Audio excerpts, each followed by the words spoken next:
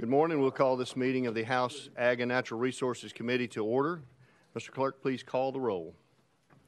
Representatives Fritz, Grills, Hardaway, Harris, Holsey, Hurt, Jones, Marsh, Martin, Reedy, Ritchie, Shaw, Travis, Fidel, Wright, Vice Chairman Darby, Chairman Todd. Mr. Chair, you have a quorum. Thank you, Mr. Clerk. This morning, if you will join me, I'd ask Speaker Marsh if he would lead us in the Pledge of Allegiance and the prayer. If everybody would stand, please.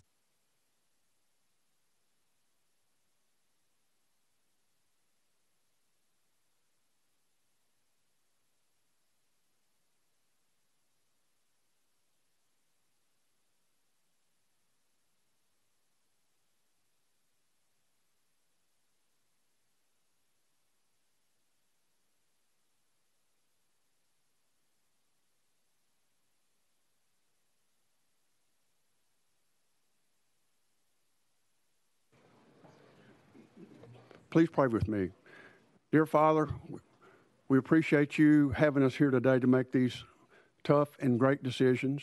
Please give us your understanding, your wisdom, your courage, and your compassion to do what's right. Thank you for everything. Forgive us of our sins. In Christ's name we pray. Amen.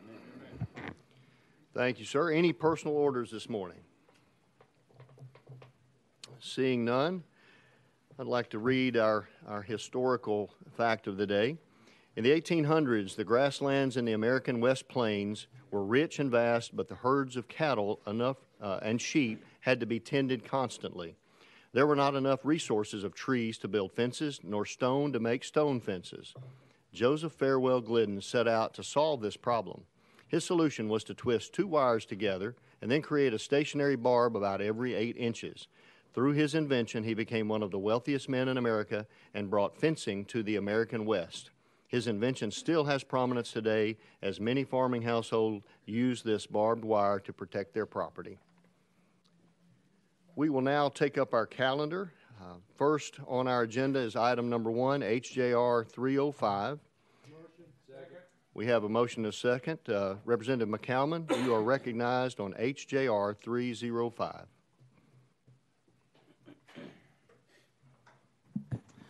Thank you, Mr. Chairman. Good morning, committee. Members, it is my privilege this morning to recommend Mr. Greg Davenport for the Tennessee Fish and Wildlife Commission. Mr. Davenport is an avid white-tailed deer hunter since 1983, a turkey hunter since 1997, He's been the chairman of the Williamson County chapter of Ducks Unlimited from 2006 to 2008. He's been a volunteer for the USFW Duck Species Harvest Reporting and a former TWRA hunter safety instructor. As his representative, I would certainly appreciate a recommendation. So thank you very much. Thank you, sir.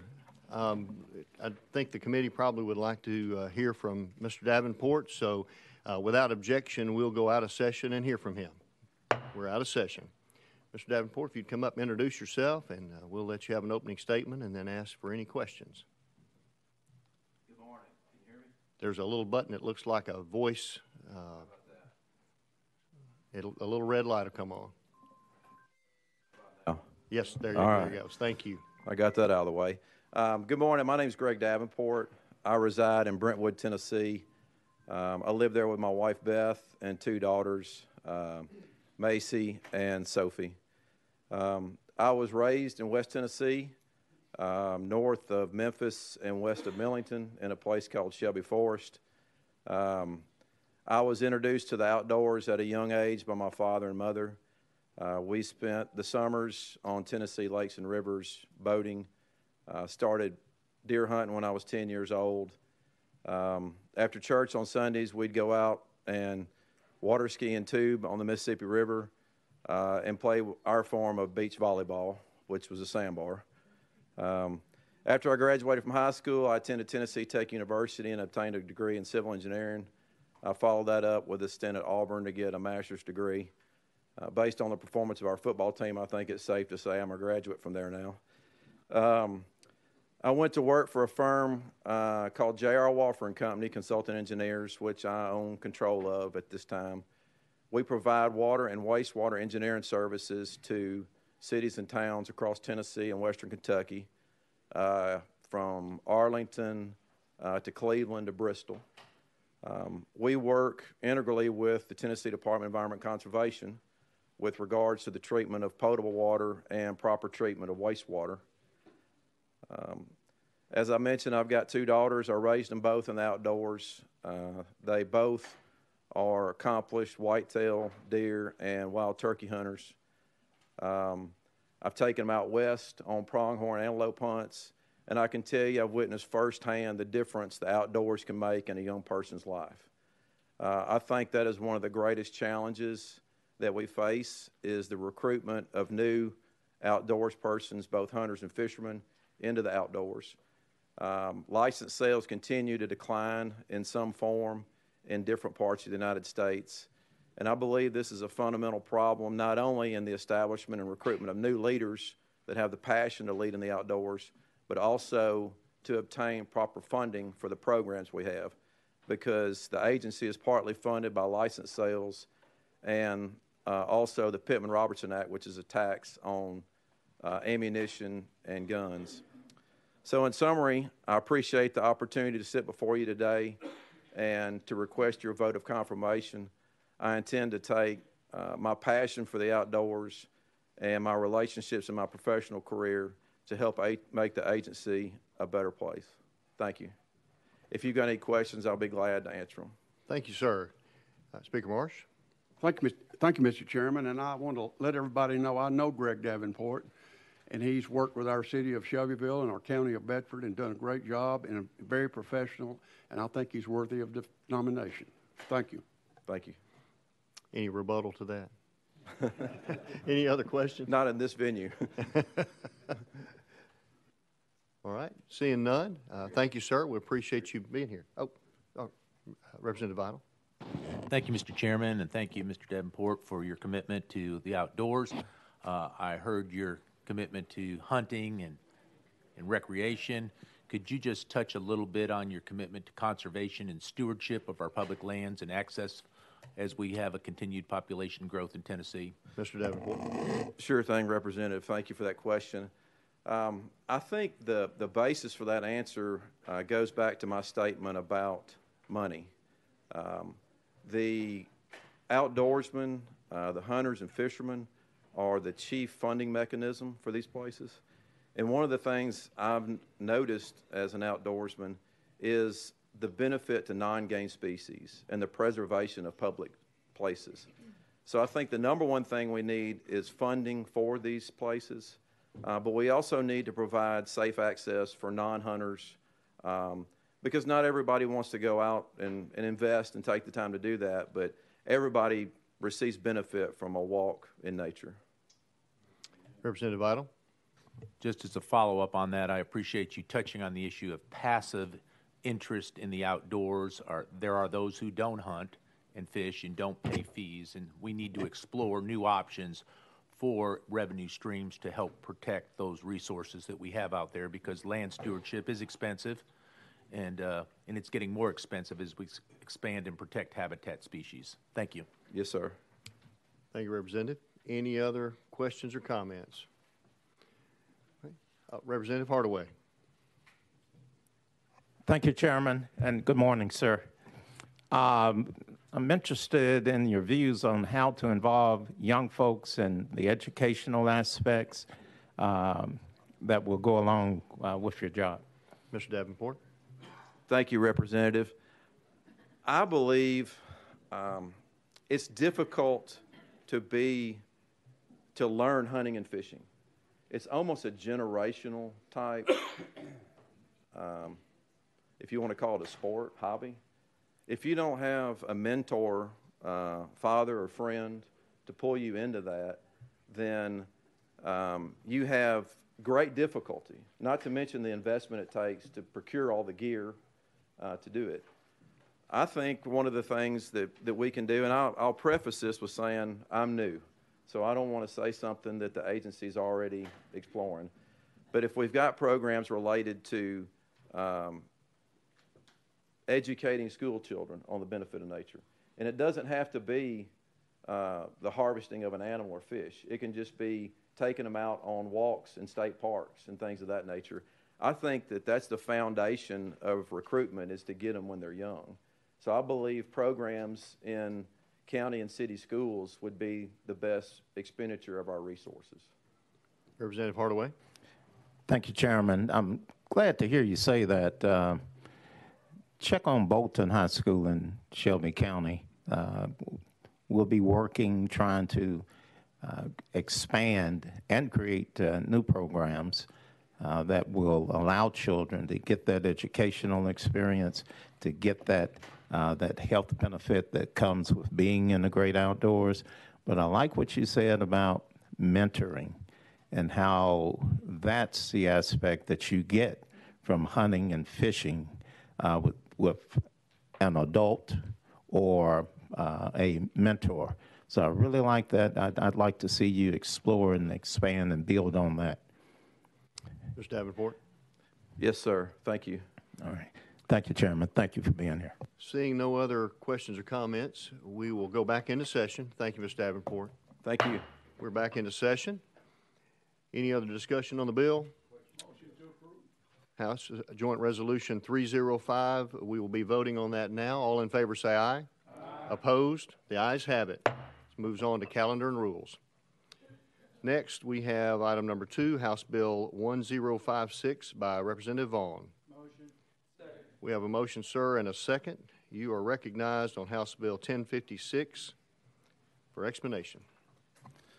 Thank you, Mr. Chairman. Good morning, committee. You see, I brought my troops with me here today. They're all in full support of these bills that we're presenting. For those that weren't members of the subcommittee, I'll give you an abbreviated version of what we discussed at that point in time, and that is a trend that we're beginning to see. I'm an engineer. I'm a real estate developer, and I consult with other entities to assist them. But I'm also a farmer and an outdoorsman, conservationist, and we're seeing enforcement actions in the field that don't run. They trouble me because of the fact that they're not consistent necessarily with promoting and protecting our natural areas. Some of these have been everything from declaring where teenagers have rutted up a field to be wetlands, and when you define it as a wetland, then it becomes a water of the state or water of the U.S. Tractor ruts around terraces, for anti-erosion terraces, things such as that. And I pointed out the fact that I own property in the Hatchie River bottom, and which is a national scenic river. I know the difference between a swamp and an ecosystem and a mud hole. Yet we are being enforced, particularly in isolated wetlands cases, to the point to where the resources, and that the resources is a term for what the department wants to do with your land. The resources are becoming questionable in nature, and particularly on these widely isolated. And they're not being, whenever you look at projects in total, they're not, it's not consistent. So what I'm trying to do here today, number one is, to the department's credit, they have listened to my cry, and we're going to address some of those issues with some stakeholder meetings throughout the summer, and we're going to come back at you next year with some isolated wetlands reform that we hope will benefit and clarify the situation to where it's not necessarily the decision of an enforcement agent or enforcement person at the time.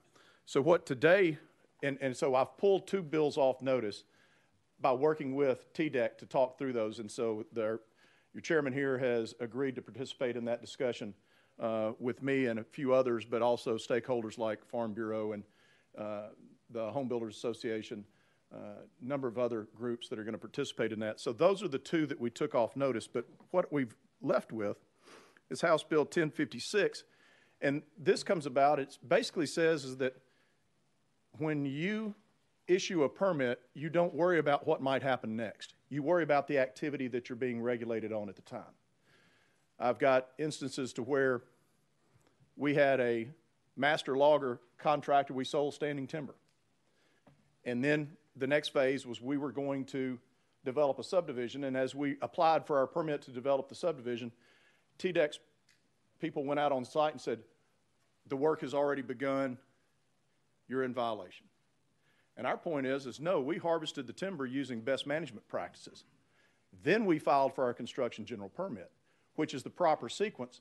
But I got an email back that was kind of chilling to me, actually, whenever it said that while we agree that the trees were intentionally planted for harvest, and I'm sorry, I left my glasses. We acknowledge that the property was originally nursery and the trees were initially planted to harvest, but the harvesting of the trees for development purposes changes the intent of the property, and therefore the harvesting activity is not exempt under agricultural practices. So what they did was they said, we're going to regulate you based on your intent rather than your activity. That, I don't believe, is appropriate, because what happens is one of the questions we always get is, what's the next phase going to look like? What are you going to do next? I may get run over by a truck. Interest rates may spike. There's no telling what could happen that could keep something from happening. So this bill is meant to preserve the agricultural and farming practices that a landowner or a farmer has while they're still doing that, and then when development comes, let the development stand on its own by what's included in the permit. And so that's the purpose for this bill here today. It just basically says, use the application, what's the information in the application for the permit to issue the permit and enforce the permit. You don't get to start saying, well, what do you might do over here? What are you might going to do over here? Let those laws regulate that. Don't try to draw that into the construction general permit and preserve the rights that a farmer or timber owner have. And so that's the purpose for this bill today. Representative Vaughn, I think you have an amendment, drafting code 5012, that makes the bill. Yes, sir, that does make the bill. We have a motion and a second on that amendment, and I think your description fits that amendment. Is that correct? That is correct, sir. So you've heard the amendment. Any discussion on it, or we want to go ahead and put that on the bill? Without objection, we will vote on putting the amendment on the bill. All in favor say aye. Aye. Opposed? The ayes have it. Amendment goes on the bill.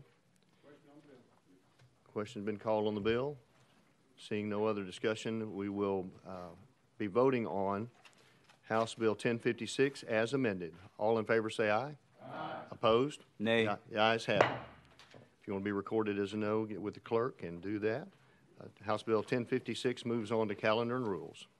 Thank you, committee. Item number 3 on the agenda, House Bill 1057 by Representative Vaughn. We have a motion and a second, sir. You are recognized, and I see an amendment on this one as well. Yes, sir, Mr. Chairman. This one is drafting code 5016. That's what we show as well. It's a little fuzzy, but that's what it looked like Do to I have me. a motion on the amendment? I have a motion and a second on the amendment. Since it makes the bill, we'll go ahead and vote without objection. All in favor of adding this amendment to the bill, say aye. Aye. Opposed? The ayes have it. The amendment goes on the bill. You're recognized, sir, for a description. Thank you, sir. This is one of those common sense things that I believe that can help with regulatory inflation is what I want to call it. It's whenever you have to pay for stuff and it doesn't really provide any value.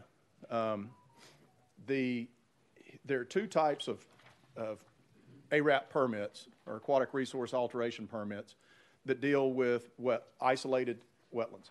One is a general permit, which you're allowed to do whatever it is you want to do, and it's valid for up to 1/4 of an acre of property.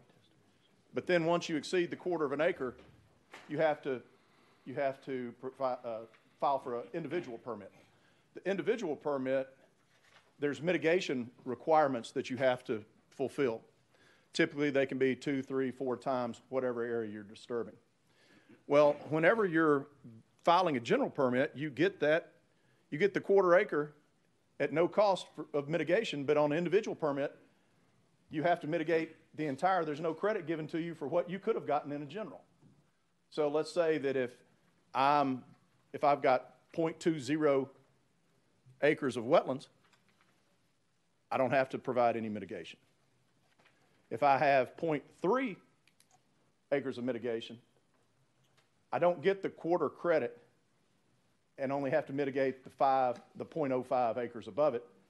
I have to mitigate a multiple of the entire piece. And so what this is saying is that we should be given credit for the quarter acre that you would get for free in the general permit anyway, and only mitigate what's above that in an individual permit. That's the basis behind this bill. And reason being is I can show you examples of how this adds to, individual permits are very expensive, and as you add to the cost of it, that eventually finds its way back to the consumer, and that's what we're trying to head off. Thank you, sir, for that description. Any questions about the bill as amended? Representative Hardaway, you recognize, sir. Thank you, Mr. Chairman. Good morning, sir. Good morning. You know, I was with you all through the mud holes versus swamps, but I don't have a clue as to how your math, how that translates into the mitigation itself. Representative Vaughn. Yes, sir, Mr. Chairman. Thanks, Representative Hardaway, because I want to see this just clear as day. 0 to 0.25 acres costs nothing under a general permit. But once you move over, you cross the threshold, and if you say you have 0.27 acres, you're mitigating the entire 0.27 acres, not the 0.02 acres above what you could get for free if you were below it. And what happens is now that quarter acre becomes the threshold. And one of my I think a truism is that unreasonable regulation brings noncompliance. What we want to do is have things that make sense to people and they understand why. But so why is a quarter acre? You don't want to push people trying to get them down to a quarter acre. You want the wetlands to be assessed as what the wetlands are. And hopefully we'll get this to where the isolated ones are treated with the value that they actually have, which is not much. But as we go to, once we get above the quarter, if we say we have a half acre of wetlands, we are going to have to provide mitigation based upon the full half acre. Whereas 0 to a quarter under a general permit is free. And so what I'm saying is when you're at the half acre mark, you get credit for that quarter that you would have had under general permit that are complementary, let's say. And so we're getting to apply that to the half. That's what I'm trying to get to. Representative Hardaway. Thank you, Chairman. When he went back to regular math, it made sense. So thank you, sir. Thank you, sir. Representative Shaw, you're recognized. Thank you, Mr. Chairman. I want to represent from Shelby County to know that Representative Vaughn is one of my constituents. I'm his representative. Now, that's the kind of math we use out in the country. And he's not used to that kind of math in Shelby County, so that's why he doesn't understand that. But we understand that very well, so I just wanted him to understand that. Thank you, Representative Shaw. Representative Vaughn, do you have any? No, sir. All right, we have no other questions. Question's been called. Without objection, we'll be voting on House Bill 1057, as amended. All in favor say aye. Aye. Opposed? The ayes have it. You move on to calendar and rules, sir. Thank you. The next item we have is item number 4, House Bill 394 by Representative Reedy. Do I have a motion? We have a motion and a second, sir, and you are recognized on House Bill 394. Thank you, Mr. Chairman and committee. I wanted to get down here where I could see all of you. Today, well, first I need to say, Chairman Wright, thank you for allowing me to present this bill. On this bill, there is an amendment, Chairman. It's 4554. That's what we have. Do I have a motion on the amendment? We have a motion and a second, sir. Does it make the bill? Let's put it on because it parses out the poultry from the beef. Without objection, then we will vote on putting amendment drafting code 4554 on the bill. All in favor say aye. Aye. Opposed? The ayes have it. Your bill is amended at this point, sir. You're recognized as amended. Thank you, Chairman Todd. And of course, last week we were unable to get the Commissioner of Agriculture, Commissioner Hatcher. He is here with us today, and if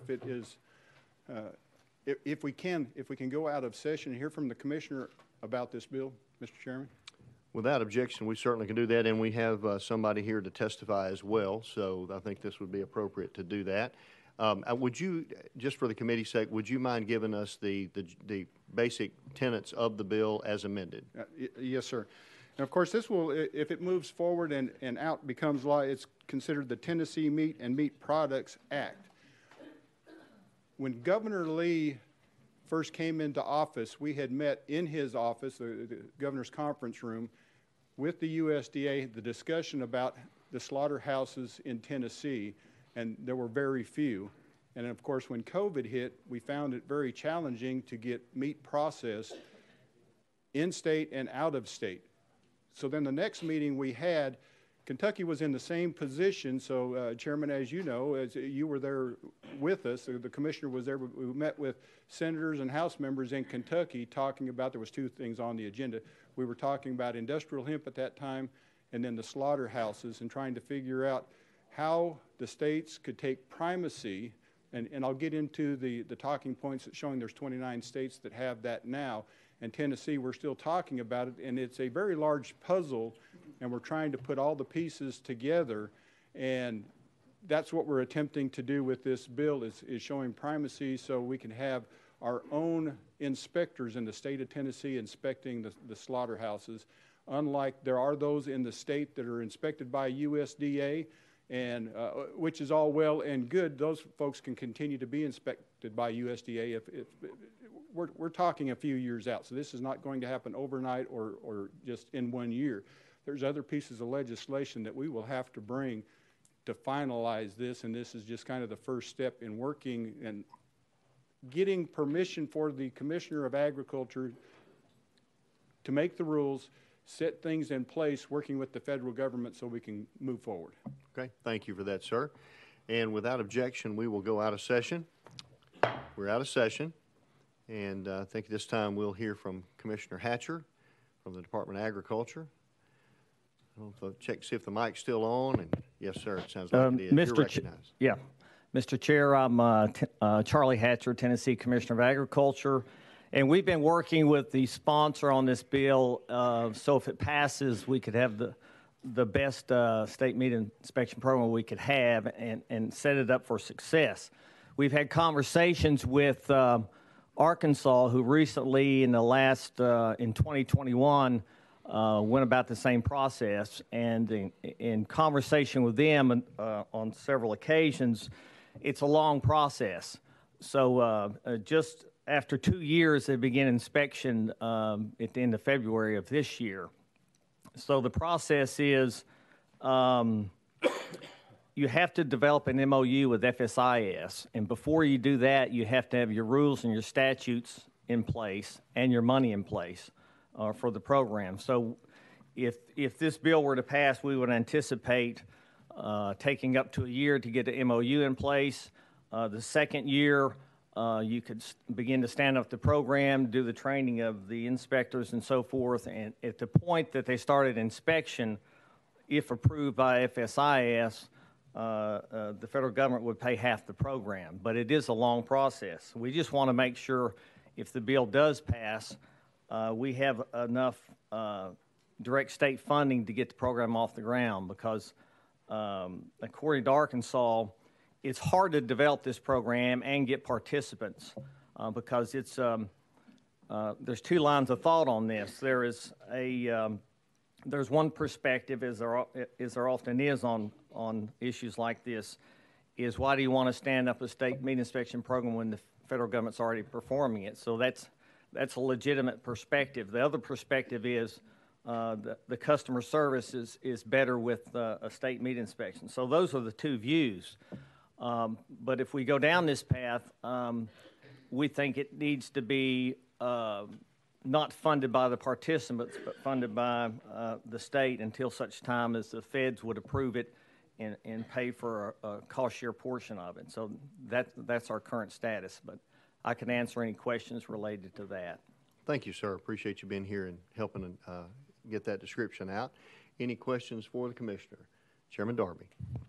Thank you, Mr. Chairman. Thank you, Commissioner, for being here, and thank you, Mr. Reedy, for carrying this bill. It's a great bill. One thing I would like to see, fruit and vegetables.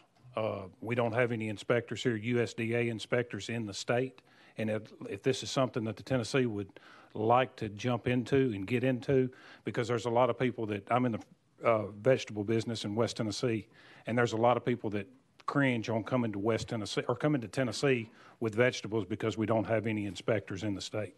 But great bill. Look forward to supporting it. Commissioner, any comment?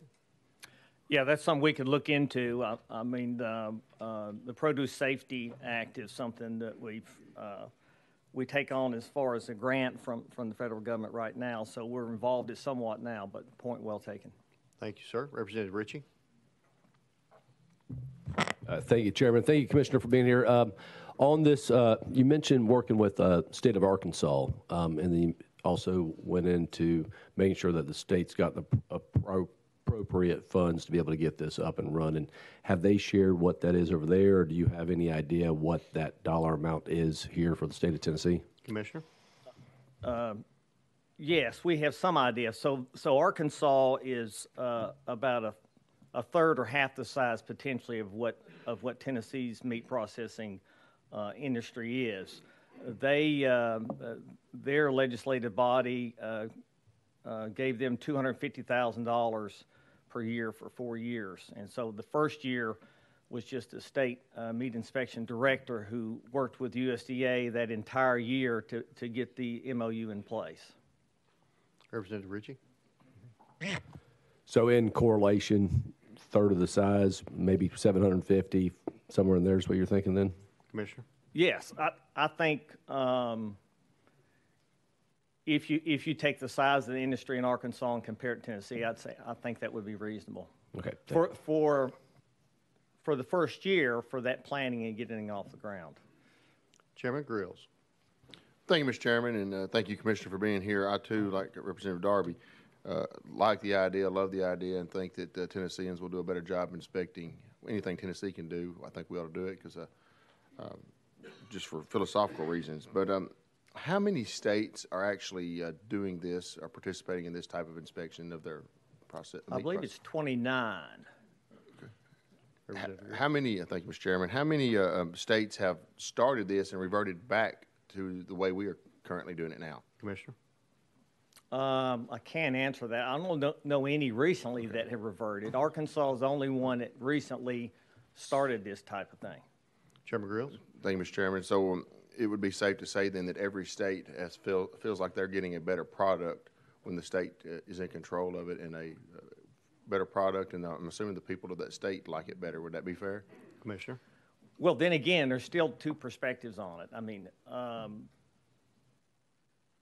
I think the customer service is a big part of that. So if we go down this path, the other part of it is for a state meat inspection program, we would have intention of entering an agreement with FSIS so that we can ship meat interstate. So there's an interstate cooperative agreement you can work out with FSIS where we would have virtually a state meat inspection program, and we'd be inspecting for the federal government.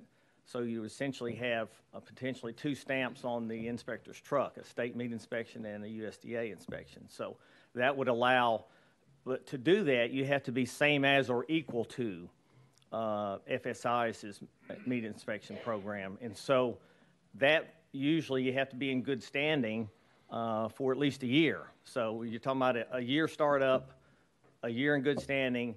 In the third year, potentially, you could apply for that interstate cooperative agreement. And at that point, if they approved it, the cost share would be 60%. Chairman Grills?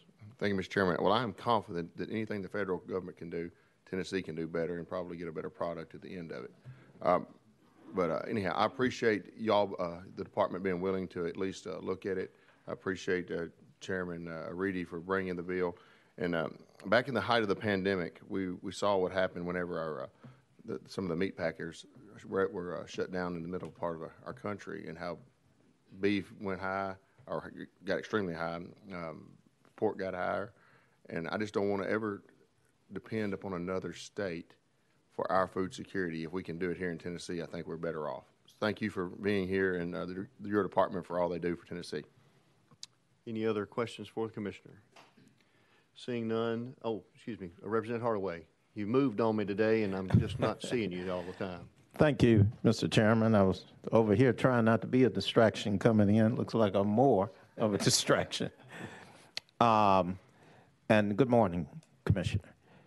how do you see our premier ag institutions, the Tennessee State University and University of Tennessee, how do they fit into this new scheme?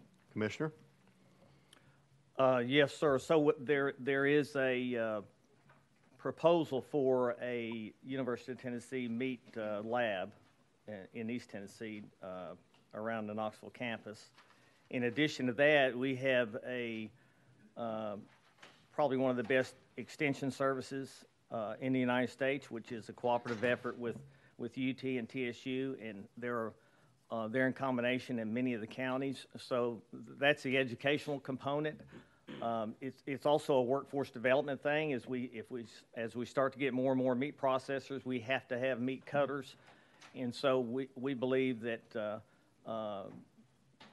training in meat science labs is important. There are some high schools that have already started some meat cutting training programs. There are some junior colleges as well that are doing the same. So there's beginning to be a lot of support for the workforce development and for the meat cutting industry. Representative Hardaway. Thank you, Chairman. And that sounds exciting. I'd like to have heard that there was a lab for West Tennessee, and I'd appreciate it if you would review that, get back with me and West Tennessee legislators here, and let us know when we can expect our lab also. Thank you, Representative Hardaway. Commissioner, do you have another comment?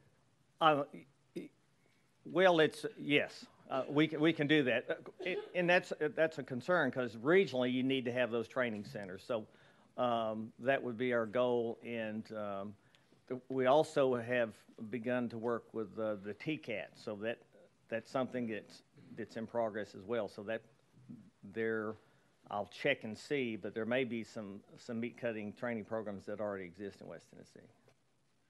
Thank you, sir. Seeing no other questions for the Commissioner, we appreciate you being here with us today, sir. Thank you. We have, and I hope I don't have the name wrong, we had a really bad copy that was delivered, a testimony from Mitchell Hyde. You're welcome to come up to the podium and make sure the microphone's on, introduce yourself, and we'll allow you 3 minutes to give a statement, and then we'll be glad to entertain questions or comments from the committee. Thank you, Mr. Chairman and Board. I appreciate y'all letting me speak. My name is Mitchell Hyde. I'm a farmer in Greenback, Tennessee, which is right below Maryville in Loudoun County. I also own a butcher shop that we built myself. We opened up 18 months ago. This is after COVID. I farm in 4 different counties: Monroe, McMinn, Loudoun, and Blount County, and I also service them right now with meat and butchering from our facilities. My concern is food safety. Okay, I'm a general contractor. I'm a general contractor and have been for about 25 years in the state of Tennessee. I've worked in about 14, 15 different states. I've dealt with TDEC, TDOT. I've dealt with a lot of inspectors and engineers and architects. Matter of fact, the gentleman here from Wofford, I worked with them, engineering firm years ago, and they're tough. But USDA is tougher than all my inspectors ever been, and I still choose to USDA. And the reason is I've invested approximately $2 million in my facility. All this money has come from me, except for a grant I got for $250,000 from the Agricultural Department in Tennessee, and it was handled through Agricultural Department, but I think it was actually a USDA grant that came through that was handled. And I talked to Commissioner Hatcher outside a minute ago. I am pro-farm 100%, and the reason I opened my facility is because we needed more facilities in East Tennessee and across the state. But they have a real stringent testing process. They test it, or checking and inspection. They check it before we slaughter it. They check it laying on the table, the intestines in the head for glands and diseases. They test it again before it goes into my cooler, and then they check it during the middle of the processing. So they're there 40 hours a week, about 2,000 hours in the last year that I've had an inspector in my facility. And I've had butted heads with them. I'm not saying and Mr. Grill, you mentioned about Tennessee could do better. We can, but it's not going to come easy. And we don't need politics in it. We need rules. And just because I don't like this commissioner or this inspector, it's not about politics. It's about safety, you know. And another thing that I think Representative Ritchie might have commented on was this budget. And in East Tennessee, there's 6 USDA facilities right now, and they have all full-time inspectors and 2 vets. That's 8 people. Now, there's 21 roughly USDA facilities in Tennessee, and there's approximately 70 custom. Well, the people that's already USDA isn't. I'm not going to change over and take Tennessee right now. You know, it would be way down the road if ever, and I may take both. But the reason I serve out of state also. I serve North Carolina. Sorry. 3 minutes has expired, but I think you've probably raised some concerns that maybe some committee members want to ask you some questions I'm about. sorry. Yeah. No, certainly. Hate to interrupt, but that's trying to go by the rules. Representative Hardaway. Thank you, Chairman. And I'm trying to make sure I have everything in the right slot. You expect there will be opportunities to be inspected by either or and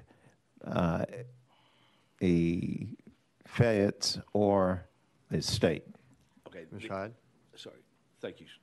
The only reason I would say that, okay, is yes, sometimes the United States government can be a royal pain in the butt.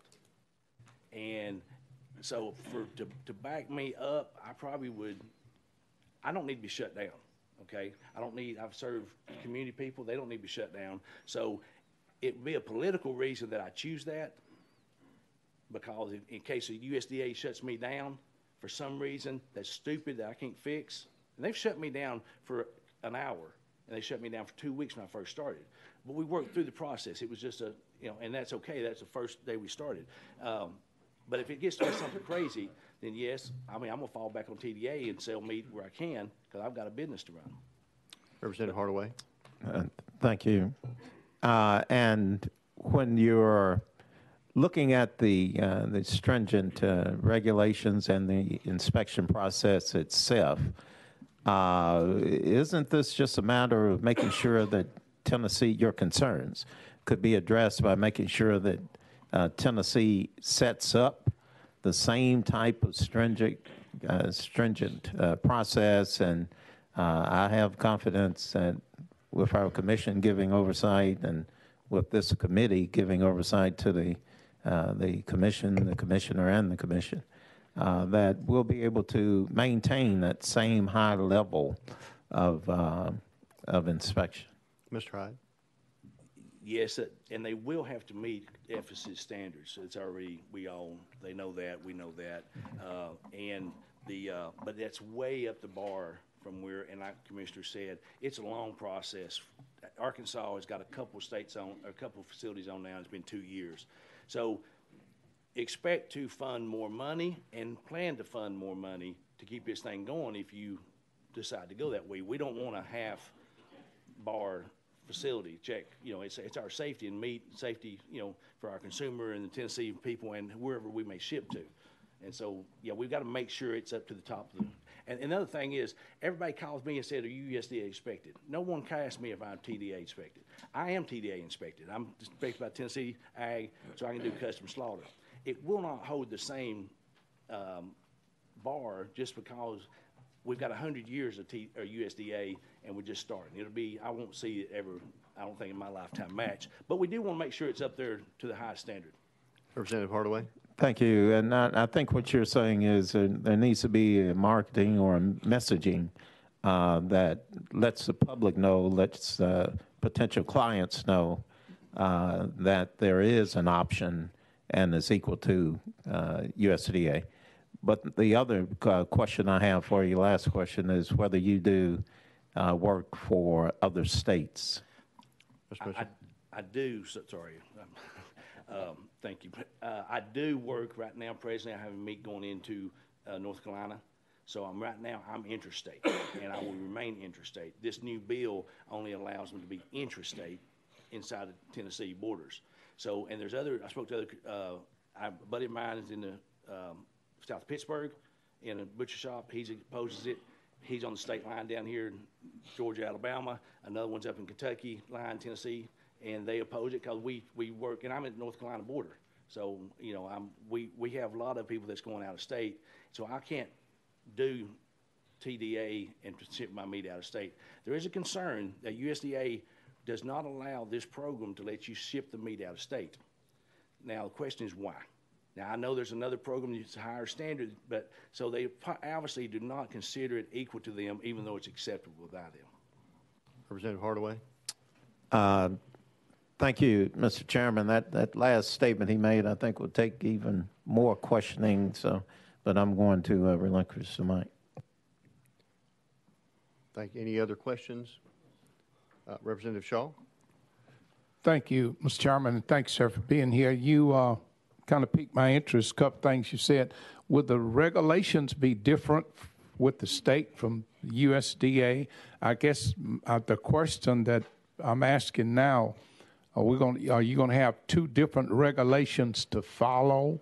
And what if they are different? What if they are not the same? I guess that's okay. Mr. Hyde, and I think this is coming down to some very technical things, and if you don't feel comfortable answering, we're still out of session, and we could have the department come back. I do know. Okay. Perfect. Thank you, sir. You're recognized. Thank you.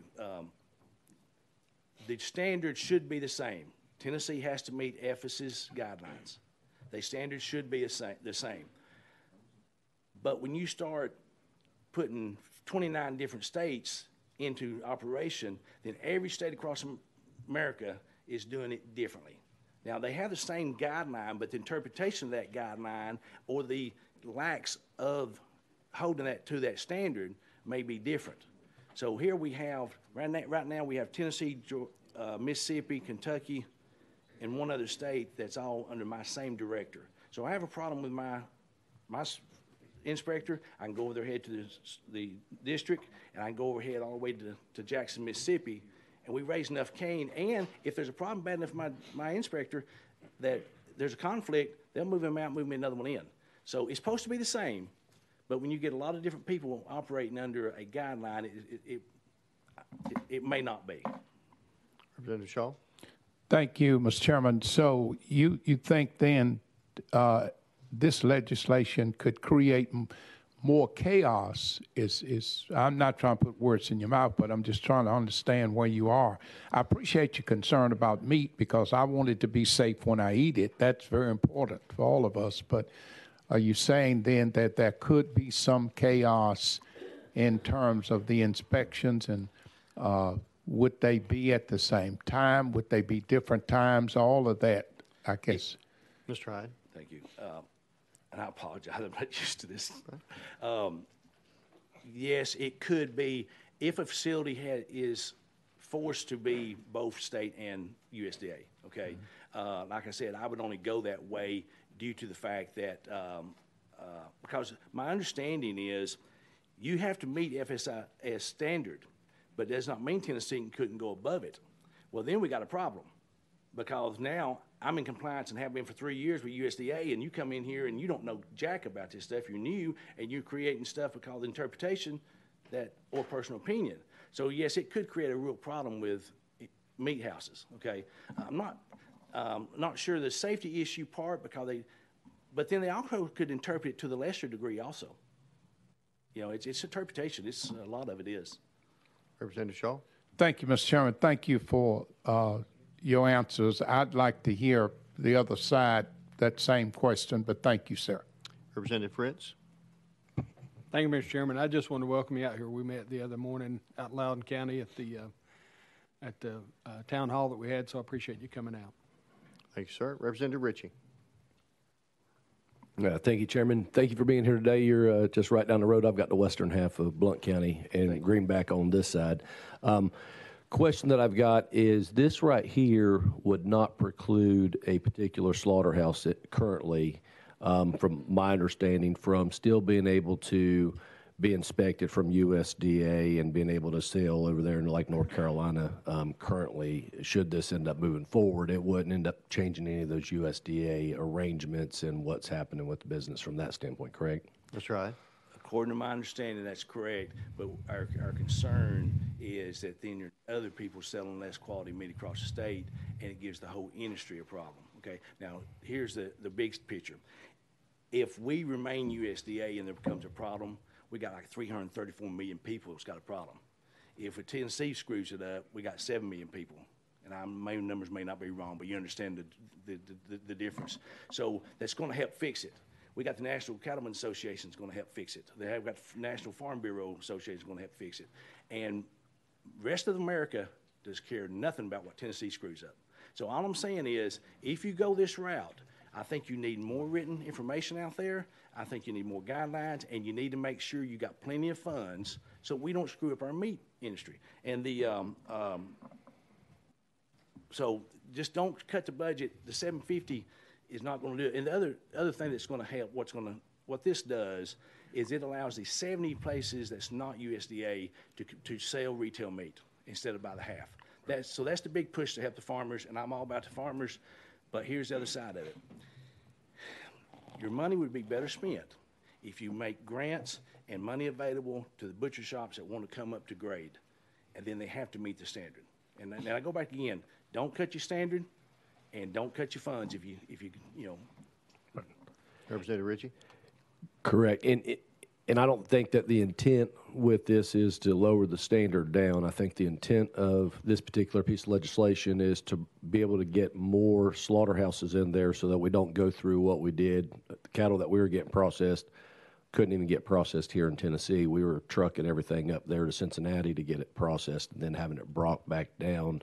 And I'd love to have additional options. So under this right here, it would allow us to, for the interstate, more or less, for folks being here, having just an additional option that from a guideline standpoint would be from a quality where USDA is at, from based on your concern, but where now that could be processed here, and then that could end up being offered out from a retail standpoint. I just want to make sure from the slaughterhouses that are out there currently, there would not be any negative impact other than additional competition in the sector with this right here.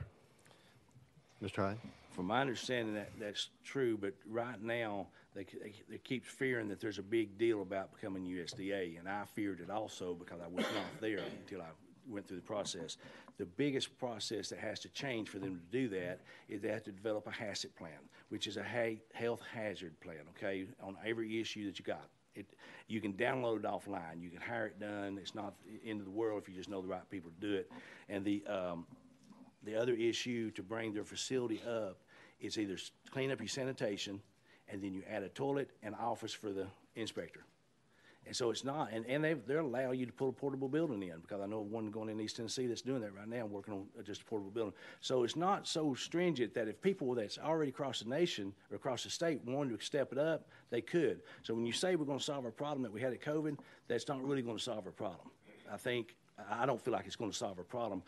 I think there's strategic areas in Tennessee that doesn't have many slaughterhouses. East Tennessee's got probably more than anybody in any region that needs to be invested in. But it's a $2 million investment, and it's not cheap. So everybody can't do it, and thank God I was able to. Chairman Grills. Thank you, Mr. Chairman. And just, I guess, to the point about assuming that Tennessee would not be able to maintain the highest standard, or it would somehow jeopardize the health and well-being of the food production in America, I think it's somewhat disingenuous. When you look at 29, I believe it's 29 other states yes, that have done this, and I have not heard of one. The Commissioner just said there's not one state that has removed themselves from it, so it seems to be working and working well in those other states. So I just don't see that there's any reason to be fearful of Tennessee not being able to hold the highest of standards and move forward with a better product. Thank you, sir. Mr. Hyde? So as a businessman, politician, or whatever state is, you know how bad it would have to get for them to close their doors on that project? Because everybody that stood here and voted for it to happen, you'll keep sinking money and money and money. And I'm not saying it would happen. I'm just saying just because none of the 29 states have backed up on it doesn't merit much. For instance, there's an inspected facility in Alabama. He changed from USDA to Alabama state inspection, and he went back So, and I know we're much better in Alabama. I'm a Tennessee fan, okay, guys? But that's out of Knoxville here. But so all I'm cautioning you is I'm pro Tennessee and I'm pro ag. Is just make sure that we are holding that bar up there and that we give them enough money to fund it. And I'm questioning the $2 million or $1.5 million that's in the financial letter that went out. Okay, and I know you come back to 750 range. I employ people. You have a hard time getting people. Okay, it's going to be a slow process, and in 2 years they got 2 places in Arkansas. So we expect 4 to 6 years we may have 10 online. Down the road it could be, but don't cut your budget and make sure. And one other thing, and look at this bill. The amendment gives the authority of the chairman, and I got no problem with, Commissioner Hatcher, too much leeway, okay? Because right now we have a pro-governor and we have a pro-commissioner, but they're both losing their jobs in 4 years. And if we flip like all the people moving in here in 10, 15 years, we're like Georgia, and we have a bunch of liberals in here running this state, and we already have it in Nashville, Tennessee, I think, in some of the mayor's places, So it happens. Then what are we into? We're into a problem. Out of order. Thank you, Mr. Hyde. I appreciate that.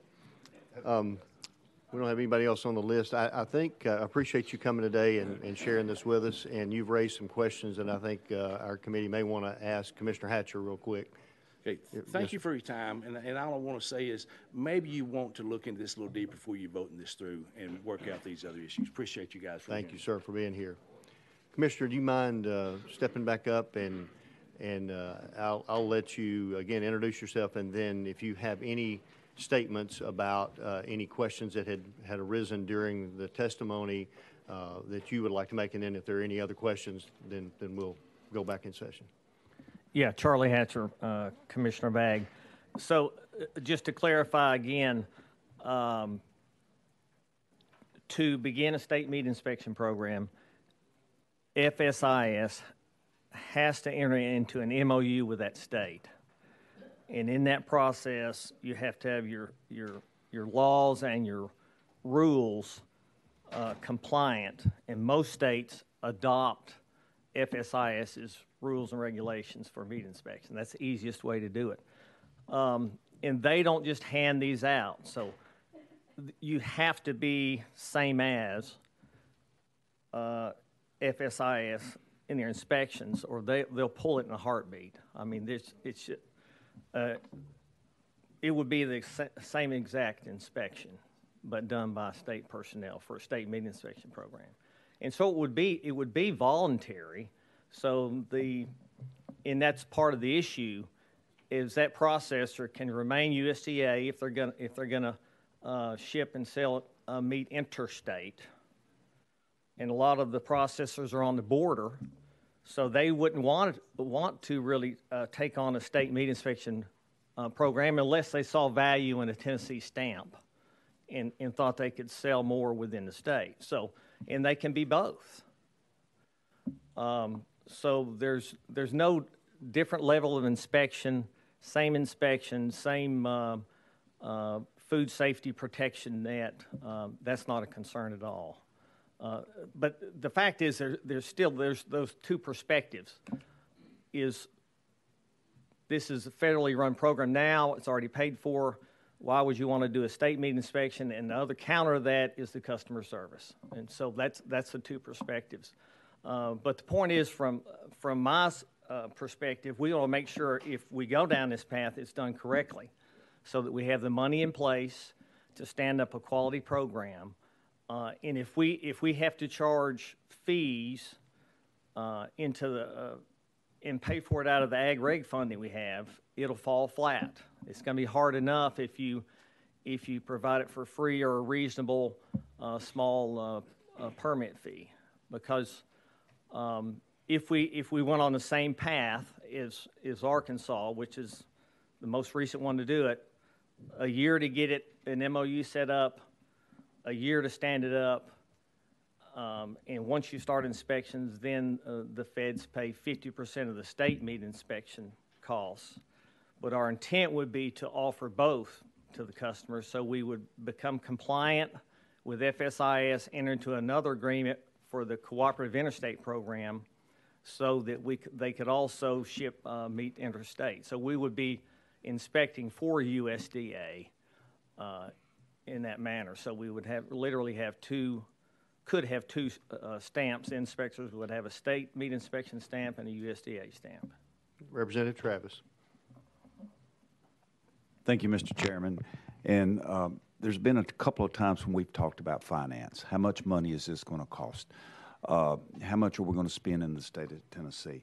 Is in Arkansas, have they exceeded their budget from what they thought this was going to cost, or is it about the same? Or do you see that we can do this in the state of Tennessee financially worthy of what the cost is? Commissioner. Yeah, that's just the question. Is it worth the squeeze? So I would think if you the first year is just going to be a wash. You need somebody to work back and forth with FSIS and get that MOU in place. It's literally going to take up to a year. And then after that, then you can begin hiring on inspectors and training inspectors, which is going to take another bulk of time. And so if it's just like Arkansas, it would take up to another year before we began inspections, and at that point, USDA would pay half of the cost of the program. They don't pay for training, they don't pay for vehicles, but they pay half of the inspections. So if we're on that same pathway, it's hard to predict for sure, but if we were successful in the same manner or in that same timeline, you need a smaller amount of money to start the program off the first year, and then exponentially, I would think it would be 2 or 3 times more the second year, so you could hire those inspectors to accommodate. And then once you started inspecting, then you get your cost share. So most other states, it's a $2 million program for states our size. That's all we have to go on. So if we were at the point that we were able to get 50% cost share, then the feds, assuming everything's right, would pay for half. So if you had a $2 million program, the state would be on the hook for $1 million. Representative Travis. Per year.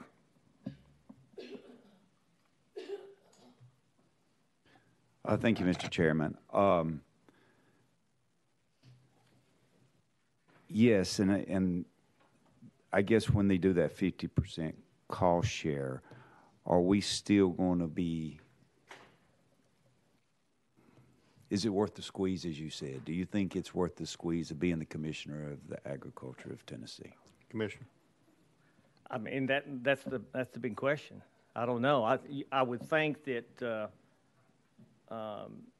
if we followed what Arkansas has done and we're 2 or 3 times larger, they've got 4 more coming on any day, so they may have 6.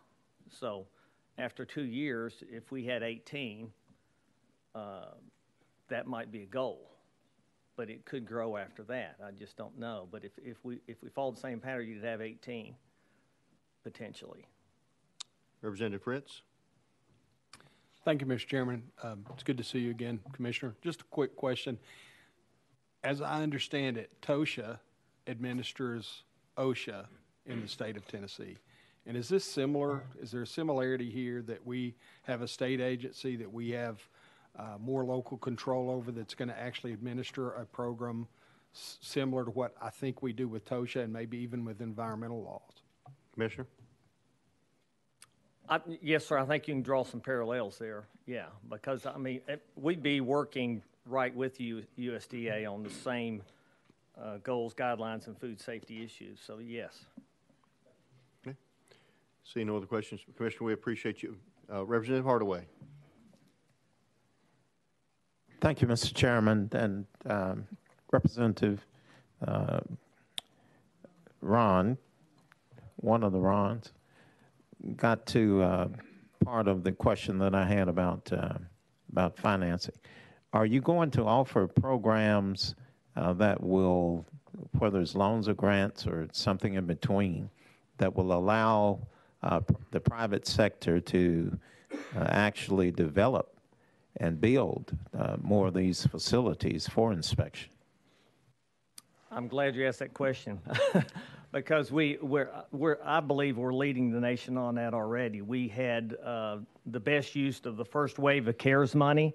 20% of that $45 million went to meat processing infrastructure.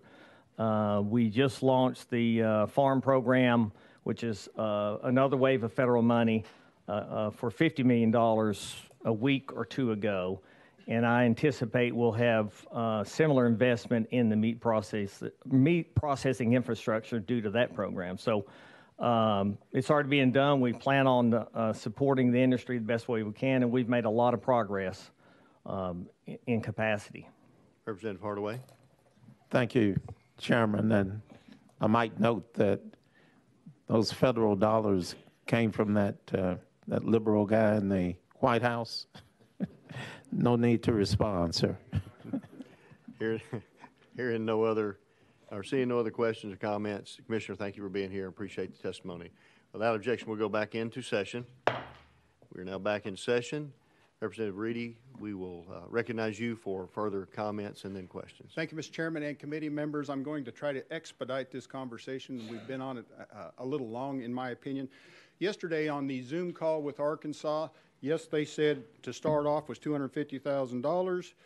That hired a program manager. That person worked on the MOU with the federal government. They said it was an 8-step process, so it's slow walking. Of course, as you know, when we work with the federal government, of course, Arkansas, they said, well, it was Oregon, the state that helped them to where they're at now. And Arkansas says, we're more than happy to help Tennessee.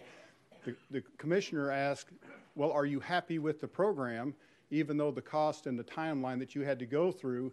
And they said, absolutely. They're finding benefits just with the two, and then it's showing to others that it needs to be brought online. Now, I do need to make the statement and the point that we need to reach out to the Cattlemen's Association Farm Bureau and getting their support, as was already stated. Those are the folks that are on the ground in our neighborhoods, on our farms, everywhere, sharing information, and that's the information that needs to be shared. The financial goal of getting this done, I'm saying even if we double the $250,000, make it $500,000 for the next 4 years to get us to where we need, certainly we can always come back the next year with legislation and decide it's a good thing or it's a bad thing. But in my opinion, it's the right direction we need to go in. And of course, we need to continue to have the conversation at this time. And I did say last time that I would read the talking points that I have, but I won't read it all, but just being very brief. Currently, 29 states have the meat inspection program already spoken to. There's 10 in bold participate in the CIS program. So look at the numbers and what's currently going on.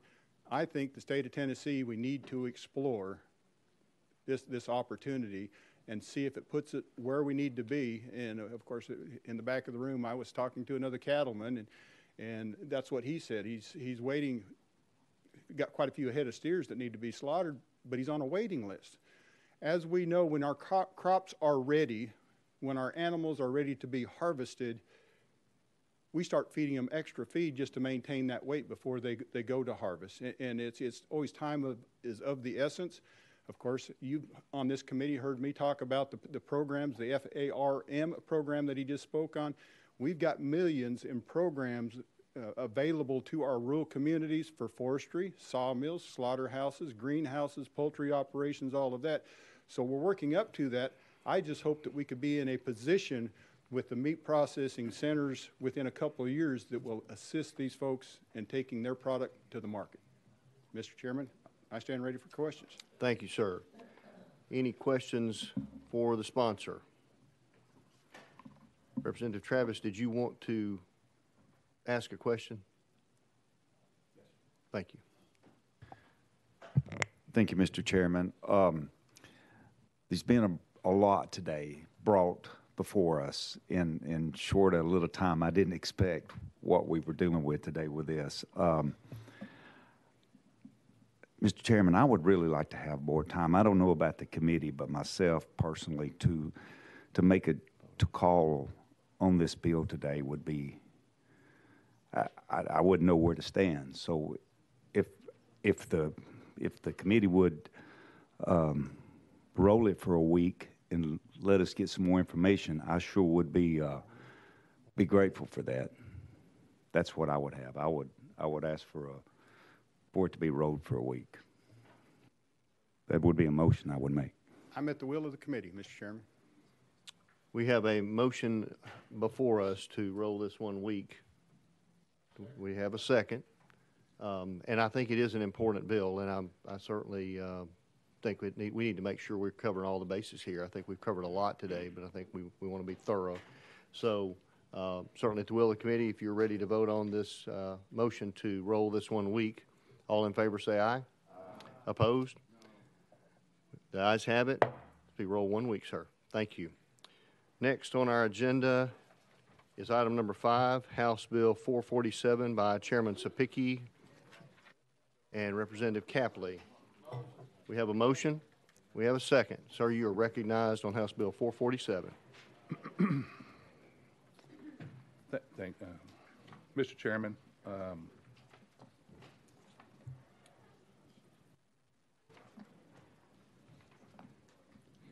Mr. Chairman, on this bill, on all motions, on all actions taken by this committee, I'm requesting a roll call vote, sir. Members, I also want to publicly issue an apology to Chairman Grills. He asked me a question a week or so ago, and I believe I gave him the answer that I believe was correct, but I may have unintentionally misled him, and I apologize for that, Chairman Grills. That was not my intent. So we agree on so much up here, and I do not want to lose that relationship with you. Members, we have 15 minutes on a bill that testimony was heard last year for almost an hour. We have, and Mr. Chairman, if I may, just by show of hands, the people from Murray County who've come to support this bill. My constituents have to continue to keep driving up here, Mr. Chairman, and taking time out of their day, and it's very important to them. And we're going to do our best today to present the information to you to rebut what was said last week. A lot of misinformation, a lot of innuendos there, a lot of things that were said that just aren't plain true, and we're going to try to unpack that for you. I have Representative Capley, if you don't mind, Mr. Chairman, can be recognized because he does also serve the people of Murray County too. Representative Capley. Thank you, Mr. Chairman and committee. I appreciate y'all recognizing the 2 defensive tackles that represent Murray County today. Yeah, put the helmet on. That's right. I have a few comments. I'm gonna let the chairman go back, but I have some comments that maybe we can leave for later. In the interest of time, I'm still trying to figure it out. So I'm just going to defer back to him. But I just want this committee to know that I'm in support of this bill, and this is something really important to my constituents. So I'm going to defer back to him, and then when we have time, we'll get all that. And I leave it to you, Mr. Chairman. Thank you. Thank you, sir. Representative Cepicky. Thank you, Mr. Chairman. And in the back, we have Senator Hensley. People of Murray County are very appreciative of his effort in the Senate. The Senate has already passed this bill with no debate on the Senate floor on Monday on consent calendar. No debate, consent calendar. They don't see any issue here except from protecting water. Mr. Chairman, we have a lot of people that are testifying. With that, I'd like to, with the permission of you, to go out of session and allow that testimony to take place today, sir. I certainly want to get to everybody that wants to testify. We appreciate it, the public being involved in this process and want to hear from them. So without objection, we will go out of session to hear from the public and others that have signed up. We are out of session. We'll start with Mr. Sam Kennedy from Murray County. If you'll come up to the microphone, introduce yourself, and you will have 3 minutes, sir.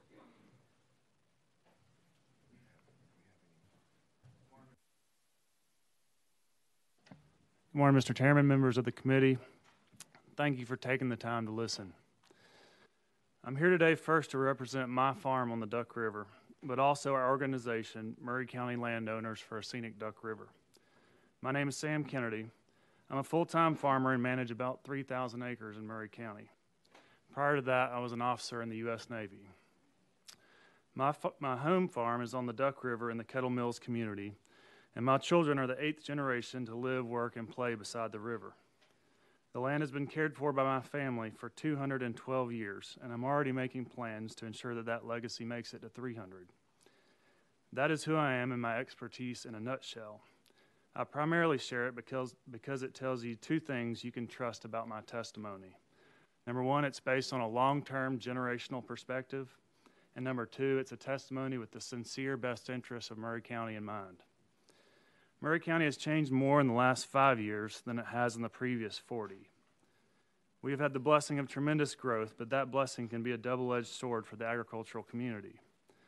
This law will do nothing to slow that growth, but it will help protect the property rights that I and the members of Scenic Maury value the most about our farms. Number one, a clean Duck River running beside our farm, and number two, the agricultural use of our land. The river is where my children swim and where my livestock get water. And just between you and me, it's one heck of a smallmouth fishing stream too. There is not just a little irony in the fact that we would not be having the current conversation had Monsanto not left us the mess that they did.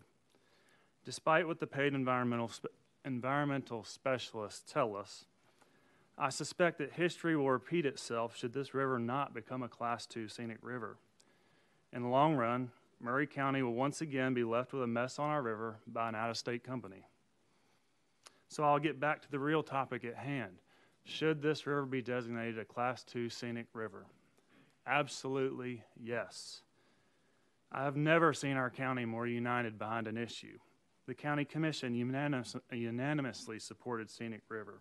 The Columbia City Council unanimously supported Scenic River, and the landowners along the river support Scenic River with the one exception you're already aware of. We held a community meeting of folks living along the river at Williamsport 2 nights ago, and I have 62 signatures from that meeting supporting a scenic designation. Please consider our property rights and the rights of those who bought land under existing zoning that we thought prohibited a landfill, or that does prohibit a landfill. The Duck River is already designated scenic east of Columbia, and we have seen the benefits of that designation. We know what we are asking for. Despite how you may feel about the applications of this law in your own home county, I respectfully request that you support and respect the wishes of local government. Do the right thing for the people of Maury County, your fellow Tennesseans. Thank you, Mr. Do Kennedy. the right thing for the people of Maury County. Thank you for Mr. being Chairman. here, and thank you for your testimony. Let's go ahead and hear from, we've got 3 others from Maury County, and then we can have them sit here and be asked questions as a group if you want to do that. Next, we have Daniel Murphy. Just introduce yourself, sir, and you'll have 3 minutes. My name is Daniel Murphy. I am an attorney in Columbia. I have been practicing law just a little over 31 years, originally from Memphis. Been there for the 31 years, the entire time in Columbia. Currently, I am the Maury County attorney. I've been in that position since 2008. I also represent Columbia Power and Water System since 2004. I want to tell you briefly what this bill does and doesn't do. One, it doesn't impact agriculture at all. It does allow utilities to use the river, which is a common sense approach. It does not preclude processing facilities as talked about last week. So what does it do? It says you can't have landfills within 2 miles of the Duck River, and you can't have dams on the river. So let's talk about those 2 rights. If any of you all have been in Maury County, you know you can't have a dam on the Duck River. Just ask TVA. We lost that one. So let's talk about the landfill. Maury County enacted zoning in 2013 to say you cannot have a landfill within 2 miles of the Duck River. That was done in 2013. So you heard the other side last week say, well, we're grandfathered in, this non-conforming use. So let's talk about that. First of all, when they bought the property, their property was zoned to M2. M2 is a manufacturing type facility. General Motors is zoned to M2 in our county. They could have that type of facility. This bill does nothing to take away anything in their M2 zoning. So they're wanting to use their current 6-acre partially capped landfill and make it into 384 acres of landfill. That is a different component, sanitary and demo. So what is grandfathered and how do you get that grandfather provision?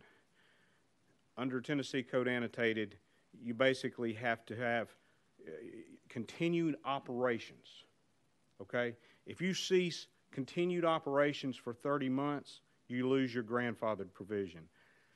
I would submit to you all, Monsanto closed in 1986. I talked to the owner of this property. Nothing's gone in this landfill. He bought it in 2009. Nothing went in this landfill. Nothing was manufactured on the property the entire time he owned it. The other thing that can happen is quite interesting as well. You can voluntarily abandon your zoning interest in the property and submit to the zoning interest. This actually happened. In 2013, the prior owner came to Maury County, filed a zoning request. I want a sanitary landfill. He didn't try to grandfather anything in. He made a request for a C3 zone, which is exactly where landfills at that time still belong there. Okay. Excuse me, that's 3 Thank minutes, sir. I appreciate that. And then we'll go to Dan McEwen.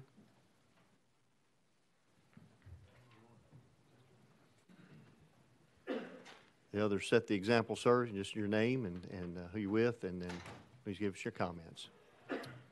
Thank you, Mr. Chairman. Can you hear me okay?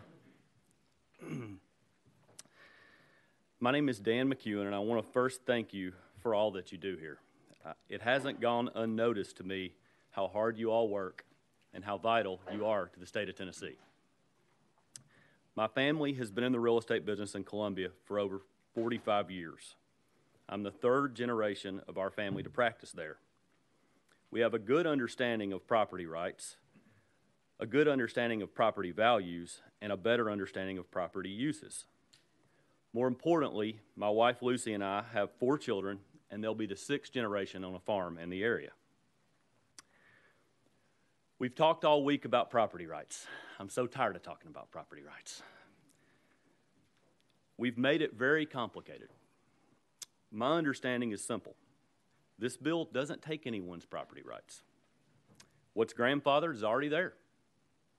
And all the current landowners will be able to do anything and everything that is allowable under their current zoning. So why are we here? We're here because Duck River is our most important natural resource. We're here because the Duck River is over 300,000 people's sole drinking water. We're here because the Duck River is critical to the whole southern Middle Tennessee region. It affects our friends in Hickman County and Centerville. It affects our friends in Hurricane Mills and Waverly and Humphreys County. It's literally one of the state's best rivers and one of the state's best assets. We're here because we would like to be fair and play by the rules. We respect everyone's property rights, but we do not want to abuse them. We're here because not only do landowners that can build industrial complexes, which they can, that are worth hundreds of millions of dollars, and can hire teams that represent their interest, and their rights do need to be protected, but so does the mom and dad that just built their first home in an area that's protected by zoning. Their rights need to be protected. So does the family farmer that waters his cows in the river and drinks well water that's protected by zoning. Their rights need to be protected. Voting yes to a Class II scenic classification positively impacts literally hundreds of thousands of Tennesseans. Thank you very much. Thank you, sir. And next we have Gabe Howard.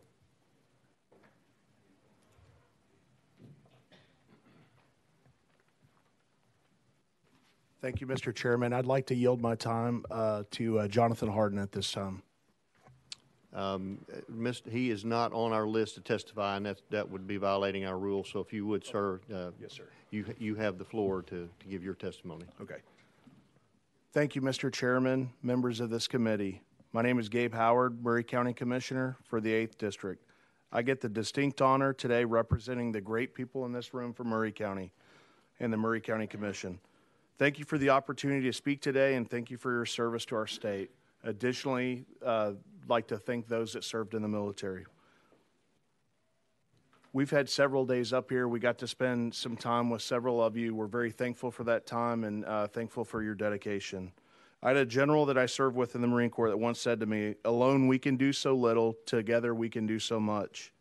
I'm here today representing a united community including city and county governments that voted unanimously on resolutions to support the Duck River Class II designation, and we're humbly asking for your support.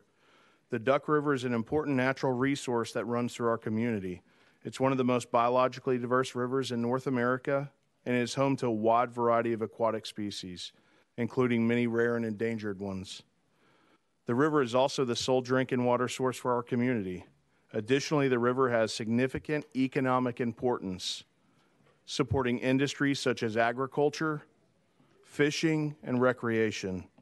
The Duck River's scenic beauty and recreational opportunities attract visitors from across the region, contributing to the local tourism industry. Preserving and protecting the Duck River is crucial for both ecological and economic reasons. You've already heard in 2013, Maury County passed a zoning regulation to prohibit landfills within 2 miles of the Duck River. Trinity purchased this property in January of 2022, almost 10 years after Maury County passed that resolution. In 2016, the previous owner of the property came before the local legislative body to present a landfill. It never made it out of committee. Mr. Chairman and representatives, we're here today asking for your help. Trinity is trying to make up their own rules and circumvent the local legislative bodies, and we need your help. Will you stand with the people of Maury County to make sure that we leave the Duck River better than we found it and to protect it for our kids and our grandkids? Thank you, Mr. Chairman. Thank you, committee members, for your time that you've given me. Thank you for your service, and please vote yes to the Duck River Class II Scenic River designation. Thank you, sir. And Chairman Sapicki had a correction for us, and we have Jonathan Harden. We did receive a proper notice that he would be speaking, but I'm sure none of you can understand the volume of emails that we have coming in from somewhere. I'm not sure where. So, sir, you are recognized. Good morning, everyone. My name is Jonathan Harden, and I currently serve as President and CEO for Columbia Power and Water Systems. CPWS provides water, electric, and broadband service to Maury County and parts of southern Williamson County. Thank you for the opportunity to provide facts on this stretch of the Duck River and its importance in regional water supply. A little about me: I'm a licensed professional engineer in the state of Tennessee and a certified hazardous materials manager. Prior to joining CPWS in 2014, I was an environmental consultant working in landfill design along with large-scale hazardous waste cleanups. I think this combined experience provides me a unique and informed perspective on water supply planning and resource protection. Water supply planning in this region dates back several decades through the joint efforts of the TVA and the Duck River Agency in representing the interests of Coffee, Bedford, Hickman, Marshall, and Maury counties in the Duck River watershed. Since 2016, CPWS has led focused planning efforts involving local, state, and federal agencies with the goal of using federal funding to advance sustainable regional water supply initiatives in a cost-effective fashion. There have been numerous studies on this stretch of the Duck River, referred to as Shelby Bend, that have affirmed this location for optimal water supply during drought conditions while still being protective of the diverse ecology in the Duck River. CPWS will soon receive a permit to allow raw water to be withdrawn at this location, and our current projected capital investment for serving growth in this region stands at $393 million. Over the 30 to 50-year life of a typical landfill, there's a significant amount of infrastructure that has to be operated and maintained. Landfills can leak since engineered systems do degrade over time. Any potential impairment from activities near this stretch of the Duck River would be very unwelcome for our mission of protecting this precious resource while providing for long-term water supply to the people that live and work in the Duck River watershed. This stretch of the Duck River will be critical for regional water supply for much longer than the next 30 to 50 years. I understand that this bill will maintain the integrity of the Duck River for long-term water supply and assist CPWS in providing essential water service to the region while protecting a highly valued natural resource and the diverse aquatic life located therein. I thank you for your time today. I'm in support of this bill. Happy to answer any questions if afforded the opportunity to do so. Thank you, Mr. Harden, and I appreciate you being here. And again, I appreciate everyone from the public coming and being involved in this process. It is critical to proper government, and we do thank you for that. We are up against a hard stop. We have Finance Committee coming in right behind us, and I will ask you, after we adjourn, if y'all could exit out that door, that will allow others to come in the other door, please. While we're out of session, Representative Halsey. Mr. Chair, could you make sure next week that the lawyer, the water guy, the county commissioner, and there was one other will be back? Anyone on the list currently, you won't have to notify us. We will keep you on the list for next week, but we definitely want to hear this and have this vetted out properly. Mr. Chair, I had a yes. question. Can we make sure that this is the first item on the agenda next week so that these people don't have to wait through the whole committee? Can we make it the first item on the agenda? We're still out of session, but when we go back in session, I will certainly make that statement, sir. Thank you. We're going to go back into session without objection. We're back in session. Representative Sapicki, for one word. Just that request, sir. That Yes, this sir. is first up next week. Yes, sir. Representative Capley, did you have? Just real quick. I know I haven't said much today, but I just want everyone on this committee to know, just from my standpoint, that I grew up on this river. I've got family on this river. If you can't find me in the summer, I'm probably about belly deep in this river fishing with both my nephews. You've heard the testimony from our constituents. You've heard the experts. I implore you and I ask you to please intently listen to the people that live next to this river and the farmers. Thank you. Thank you, Mr. Capley. And we have a motion to adjourn. I will say before we adjourn that we will do our best to have this near the top of the calendar. There are other factors, as you know, being the chairman, that dictate the calendar, but we will do our absolute best to make sure we get as much time possible to vet this issue. Motion's been made to adjourn without objection. We are adjourned, and I think that's all the announcements. Please go out that door on the right. We're adjourned.